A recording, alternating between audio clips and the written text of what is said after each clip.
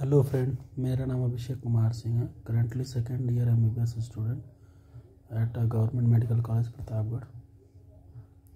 आज हम देखेंगे CBC रिपोर्ट के बारे में। CBC रिपोर्ट के एक पॉइंट के बारे में, हीमोग्लोबिन कंप्लीट ब्लड काउंट।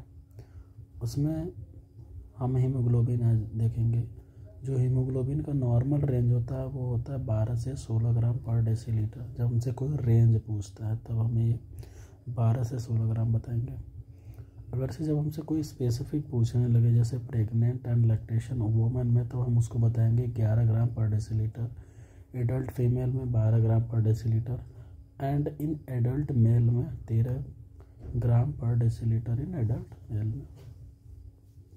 जब हम CBC रिपोर्ट देखते हैं तो उसमें हो सकता है कि एक केस कंडीशन बनेगा कि हो सकता है हीमोग्लोबिन की वैल्यू कम है। आज हम यही देखेंगे कि अगर से हीमोग्लोबिन ब्लड में कम है तो क्या हो सकता है। अगर से हम देखें, जो हीमोग्लोबिन का रेंज होता है 12 से 16, अगर से उससे कम है तो फिर उसके बाद हम सेकंड पॉइंट, उसमें सेकंड स्टेप होता है कि हम MCV देखें। MCV का फुल फॉर्म होता है मीन कॉर्पस्कुलर वॉल्यूम, जिसका रेंज होता है 80 to 95 FL। MCV भी हो सकता है ज़्यादा हो, कम हो, ज़्यादा हो या नॉर्मल हो। अगर से कम होगा तो उसमें होगा माइक्रोसिटिक एनीमिया, ज़्यादा होगा तो मैक्रोसिटिक एनीमिया, और नॉर्मल होगा तो नॉर्मोसिटिक पिक्चर बनेगा।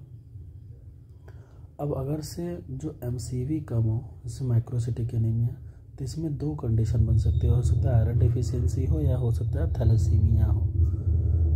तो इसको डिस्टिंग्विश करने के लिए क्या कर सकते हैं हम, एक होता है हमारे CBC रिपोर्ट में ही मेंशन होता है रेड सेल डिस्ट्रीब्यूशन विथ, जिसका रेंज होता है 11.5 to 40.5। इसको हम नॉर्मल कंसीडर 50% भी कर सकते हैं। अगर से इससे ज़्यादा हो तो हम उसको आयरन डिफिशियंसी बोलेंगे। अगर से 15 से कम हो तो हम उसको, मतलब जो रेंज है इसका, अगर से उससे कम हो तो हम थैलेसीमिया बोलेंगे।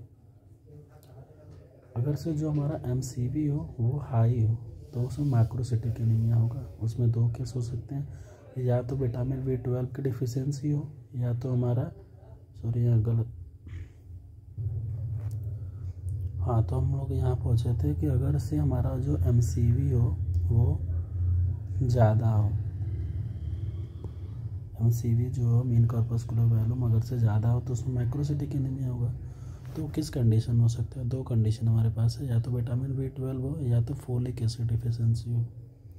तो विटामिन कैसे हम डिस्टिंग्विश करेंगे, हम इसको साइन से देखेंगे। अगर से कोई पेशेंट है तो हम साइन सिम्टम्स में डिफरेंस जानते हैं।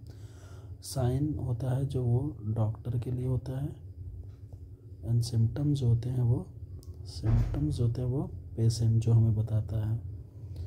और जो डॉक्टर अपनी लैंग्वेज में समझता है उसे साइन, तो हम अपने साइन बोलेंगे। कि जो अगर से विटामिन B12 डिफिशियंसी हो तो उसमें न्यूरोपैथिक सिम्टम्स आएंगे। अगर से फोलिक एसिड होगा तो उसमें न्यूरोपैथिक सिम्टम्स नहीं आएंगे।